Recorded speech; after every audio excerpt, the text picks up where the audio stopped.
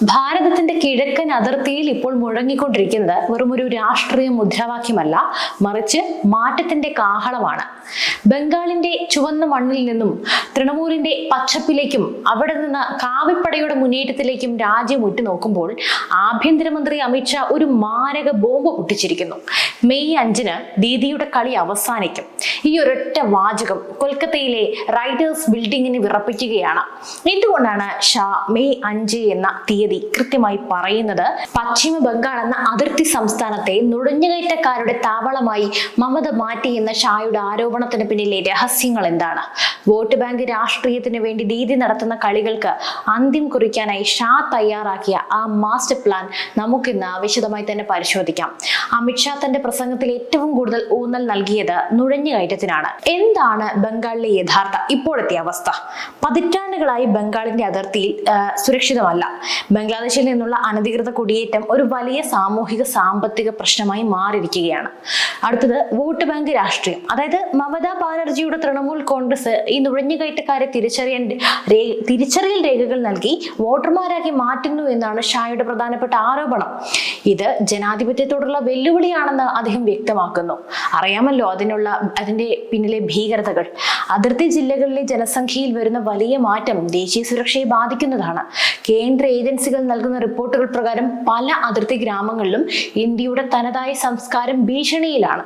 BJP അധികാരത്തിൽ വന്നാൽ ഒരു പക്ഷിക്കുഞ്ഞിനെ പോലും അതിർത്തി കടക്കാനായി അനുവദിക്കില്ല. ഇത് വെറുമൊരു പ്രസംഗമല്ല. അതായത് BSFനെ കൂടുതൽ ശക്തമാക്കുമെന്നും അതിർത്തിയിൽ ആധുനിക സെൻസറുകളും വേലികളും പൂർത്തിയാക്കുമെന്നുമുള്ള കൃത്യമായ ഭരണപരമായിട്ടുള്ള പ്ലാനിംഗ് ആണ്. എന്തുകൊണ്ടായിരിക്കും ദീദി CAA ഇത്രയധികം ഭയപ്പെടുന്നത്? ഇതിന് ഷാ നൽകുന്ന മറുപടി വളരെ വ്യക്തമാണ്.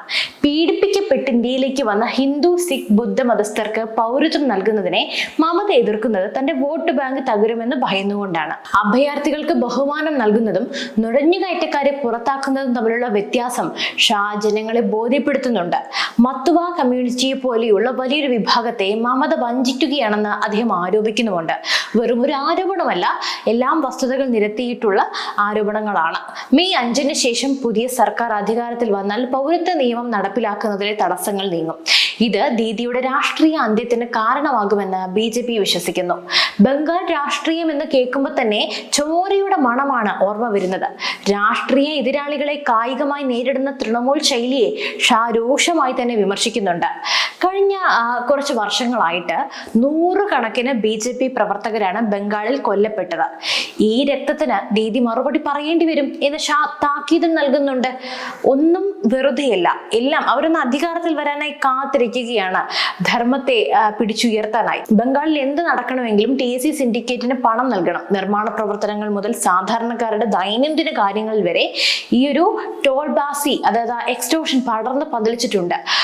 അധ്യാപക നിയമന അഴിമതി, റേഷൻ അഴിമതി എന്നിവയെല്ലാം മുങ്ങി നിൽക്കുന്ന മമതാ സർക്കാരിന് അധികാരത്തിൽ തുടരാൻ അവകാശമില്ലെന്ന് ഷാ ചൂണ്ടിക്കാണിക്കുന്നുണ്ട്. കേന്ദ്രം നൽകുന്ന പണം പാവപ്പെട്ടവരിലേക്ക് എത്തുന്നില്ല, പകരം തൃണമൂൽ നേതാക്കളുടെ പോക്കറ്റിലേക്കാണ് പോകുന്നത്. പ്രധാനമന്ത്രി നരേന്ദ്രമോദി നടപ്പിലാക്കുന്ന ജനക്ഷേമ പദ്ധതികൾ ബംഗാൾ അതിർത്തിയിൽ വന്ന് നിൽക്കുകയാണ്. ദീദി ഈ പദ്ധതികൾക്ക് നോ എൻട്രി ബോർഡ് വെച്ചിരിക്കുന്നു. കേരളത്തിനേക്കാളും കഷ്ടമാണ് അവിടുത്തെ അവസ്ഥ. അതായത് ആയുഷ്മാൻ ഭാരത് തന്നെ നോക്കാം. രാജ്യത്തെ പാവപ്പെട്ടവർക്ക് 5 ലക്ഷം രൂപയുടെ സൗജന്യ ചികിത്സ നൽകുന്ന പദ്ധതി ബംഗാളിൽ നടപ്പിലാക്കാൻ മമത സമ്മതിക്കുന്നില്ല. സ്വന്തം ജനതയുടെ ആരോഗ്യത്തെക്കാൾ തന്റെ രാഷ്ട്രീയത്തിനാണ് അവർ വില നൽകുന്നതെന്ന് ഷാ തുറന്നടിക്കുന്നു. അതുപോലെ തന്നെ കിസാൻ സമ്മാൻ നിധി, കർഷകരുടെ അക്കൗണ്ടിലേക്ക് നേരിട്ട് പണം എത്തുന്ന പദ്ധതിയെ തടയുന്നതിലൂടെ ബംഗാളിലെ കർഷകരെയും മമത ദ്രോഹിക്കുകയുമാണ്, വഞ്ചിക്കുകയുമാണ്. ഈ അവഗണനയ്ക്ക് ജനങ്ങൾ വോട്ടിലൂടെ മറുപടി നൽകുന്ന ദിവസമാണ് മെയ് 5 എന്ന് ഷാ ഉറപ്പിച്ച് പറയുന്നു. എന്താണ് BJP മുന്നോട്ട് വെക്കുന്ന ബംഗാൾ മോഡൽ? ഇനി അതിനെക്കുറിച്ച് ഞാൻ വിശദമാക്കാം. സോനാർ ബംഗ്ല അഥവാ സ്വർണ്ണ ബംഗാൾ, വ്യവസായവൽക്കരണം. ഒരു കാലത്ത് ഇന്ത്യയുടെ വ്യവസായ തലസ്ഥാനമായിരുന്ന കൊൽക്കത്ത ഇന്ന് പിന്നോക്കമാണ്. ടാറ്റയെ പോലെയുള്ള കമ്പനികളെ പുറത്താക്കിയ ദീദിയുടെ നയം ബംഗാളിലെ യുവാക്കളെ തൊഴിൽ രഹിതരാക്കി. ഈ അവസ്ഥ മാറ്റാൻ BJP വലിയ നിക്ഷേപങ്ങൾ വാഗ്ദാനം ചെയ്യുന്നുണ്ട്. അതുപോലെ സാംസ്കാരിക വീണ്ടെടുപ്പ്, രവീന്ദ്രനാഥ ടാഗോറിന്റെയും സ്വാമി വിവേകാനന്ദന്റെയും എല്ലാം ആശയങ്ങൾ ഉയർത്തിപ്പിടിക്കുന്ന ഒരു ഭരണകൂടമാണ് BJP ലക്ഷ്യമിടുന്നത്. ബംഗാളിലെ നഷ്ടപ്പെട്ട പ്രതാപം തിരിച്ചു പിടിക്കുമെന്ന ഷായുടെ വാക്കുകൾ യുവതലമുറയെ സ്വാധീനിക്കുന്നുണ്ട്. അമിത്ഷാ വെറുതെ മൈക്കിന് മുന്നിൽ വന്ന് സംസാരിക്കുന്ന ഒരാളല്ല, അറിയാമല്ലോ. ഓരോ വാക്കിന് പിന്നിലും വ്യക്തമായ കണക്ക് കൂട്ടലുകളുണ്ട്. ഇന്ന് നക്സൽ മുക്തമാണ് നമ്മുടെ ഭാരതം, അതെല്ലാം ഈ ഷായുടെ പ്ലാനിംഗ് ആണ്. അതായത് തൃണമൂലിന്റെ ഗുണ്ടായുസത്തെ നേരിടാൻ BJP തങ്ങളുടെ ബൂത്ത് തലത്തിലുള്ള ശക്തി വർദ്ധിപ്പിച്ചു. ഓരോ പോളിംഗ് ബൂത്തിലും ഷായുടെ നേരിട്ടുള്ള നിരീക്ഷണത്തിലാണ് പ്രവർത്തനങ്ങളെല്ലാം നടക്കുന്നത്. മമതയുടെ പ്രധാന ശക്തിയായ സ്ത്രീ വോട്ടർമാരെ സ്വാധീനിക്കാൻ സന്ദേശ് ഗാലി പോലെയുള്ള വിഷയങ്ങൾ BJP ആയുധമാക്കുന്നുമുണ്ട്. സ്ത്രീകൾക്കെതിരെയുള്ള അതിക്രമങ്ങൾ ദീദിയുടെ ഭരണത്തിൽ വർദ്ധിക്കുന്നു എന്ന് ഷാ തെളിവുകൾ സഹിതമാണ് നിരത്തുന്നത്. വെറുതെ ഒന്നും, ഞാൻ പറഞ്ഞല്ലോ, ഒന്നും വെറും ആരോപണങ്ങളല്ല, എല്ലാം തെളിവ് സഹിതമുള്ള നീക്കങ്ങളാണ്. OBC വിഭാഗങ്ങളെയും ദളിത് വിഭാഗങ്ങളെയും ഒപ്പം നിർത്താൻ ഷാ നടത്തുന്ന സോഷ്യൽ എഞ്ചിനീയറിംഗ് ബംഗാളിൽ വലിയ ഫലം കാണുന്നുണ്ട്. മമതാ ബാനർജി പലപ്പോഴും കേന്ദ്രത്തെ പുറത്തു നിന്നുള്ളവർ, ഔട്ട്സൈഡേഴ്സ് എന്ന് വിളിക്കാറുണ്ട്. ഇതിന് അമിത്ഷാ നൽകിയ മറുപടി അതിശക്തമായിരുന്നു. ഈ രാജ്യത്തിന്റെ ആഭ്യന്തരമന്ത്രി എന്ന നിലയിൽ ഇന്ത്യയുടെ ഏത് ഭാഗത്ത് പോകാനും എനിക്ക് അവകാശമുണ്ട്. എന്നാൽ ബംഗ്ലാദേശിൽ നിന്നുള്ള നുഴഞ്ഞുകയറ്റക്കാരെ അകത്ത് കയറ്റി ഇന്ത്യക്കാരെ പുറത്തുള്ളവർ എന്ന് വിളിക്കുന്ന ദീദിയുടെ നിലപാട് വിചിത്രമാണ്. ഈ പ്രസ്താവനയിലൂടെ ബംഗാളി വികാരത്തെ തൃണമൂൽ ചൂഷണം ചെയ്യുന്നത് തടയാൻ ഷായ്ക്ക് കഴിഞ്ഞു.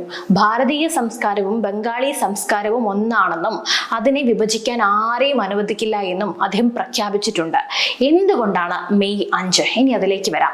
തിരഞ്ഞെടുപ്പ് ഫലങ്ങൾ പുറത്തു വരുന്നതോടെ ബംഗാൾ രാഷ്ട്രീയത്തിൽ ഒരു പുതിയ സൂര്യോദയം ഉണ്ടാകുമെന്നാണ് BJP കണക്ക് കൂട്ടുന്നത്. എക്സിറ്റ് പോളുകളെയും പ്രവചനങ്ങളെയും അപ്രസക്തമാക്കിക്കൊണ്ട് BJP കേവല ഭൂരിപക്ഷം നേരിടുമെന്ന് ഷാ വിശ്വസിക്കുന്നുണ്ട്. അധികാരമേറ്റ ഉടൻ തന്നെ നുഴഞ്ഞുകയറ്റക്കാർക്കെതിരെയും അഴിമതിക്കാർക്കെതിരെയും അതിശക്തമായ നടപടികൾ തന്നെ ആരംഭിക്കുമെന്നാണ് ഷായുടെ വാക്ക്. ഷായുടെയും മോദിയുടെയും വ്യക്തമായ പ്ലാനിംഗ് ആണ് നമുക്ക് ഇവിടെ കാണാൻ സാധിക്കുന്നത്. ഈ തോൽവി മമതാ ബാനർജിയുടെ രാഷ്ട്രീയ ജീവിതത്തിൽ തന്നെ ഏറ്റവും വലിയ തിരിച്ചടിയായിരിക്കും. തൃണമൂൽ കോൺഗ്രസ് പിളരാനുള്ള സാധ്യതകൾ പോലും രാഷ്ട്രീയ നിരീക്ഷകർ കാണുന്നുണ്ട്. ബംഗാൾ ഇപ്പോൾ ഒരു വഴിത്തിരിവിലാണ്. ഒരു വശത്ത് ദീദിയുടെ 10 വർഷത്തെ ഭരണവും മറുവശത്ത് അമിത്ഷാ മുന്നോട്ട് വെക്കുന്ന മാറ്റത്തിന്റെ രാഷ്ട്രീയവും. നുഴഞ്ഞുകയറ്റക്കാരെ പുറത്താക്കി ബംഗാളിനെ സുരക്ഷിതമാക്കാനായി BJPക്ക് കഴിയുമോ? മെയ് 5 ഷാ പറഞ്ഞതുപോലെ ദീദിയുടെ കളി അവസാനിക്കുമോ? ബംഗാൾ ജനത മാറ്റത്തിന് തയ്യാറെടുത്തു കഴിഞ്ഞു എന്നാണ് പുറത്തു വരുന്ന വാർത്തകൾ സൂചിപ്പിക്കുന്നത്. അക്രമമില്ലാത്ത, അഴിമതിയില്ലാത്ത, നുഴഞ്ഞുകയറ്റക്കാരില്ലാത്ത ഒരു ബംഗാൾ, ആ ലക്ഷ്യത്തിലേക്കുള്ള ദൂരം ഇനി അധികമില്ല. ഈ പോരാട്ടത്തിൽ അപ്പോൾ നിങ്ങൾ ആർക്കൊപ്പമാണ്? അമിത്ഷായുടെ പ്രസ്താവനയെ നിങ്ങൾ എങ്ങനെ നോക്കിക്കാണുന്നു? തീർച്ചയായും നിങ്ങളുടെ വിലയേറിയ അഭിപ്രായങ്ങൾ താഴെ കമന്റ് ചെയ്യുക. ഈ വീഡിയോ ഇഷ്ടപ്പെട്ടെങ്കിൽ ലൈക്ക് ചെയ്യുക, ഷെയർ ചെയ്യുക. രാഷ്ട്രീയ ലോകത്തെ ഇതുപോലെയുള്ള ചൂട് പിടിച്ച വിശകലനങ്ങൾക്കായി നമ്മുടെ ചാനൽ ഇപ്പോൾ തന്നെ സബ്സ്ക്രൈബ് ചെയ്യുക. മറ്റൊരു വിഷയമായി വീണ്ടും എത്തും വരെ നന്ദി.